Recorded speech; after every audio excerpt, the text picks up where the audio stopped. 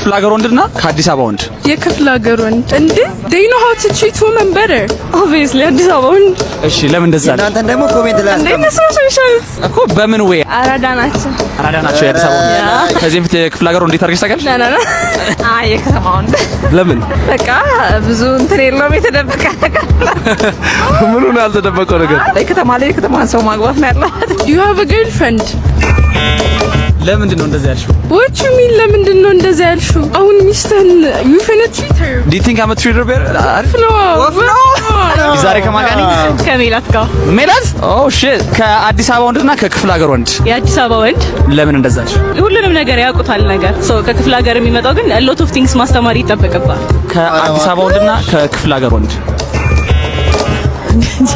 ሁለቶችንም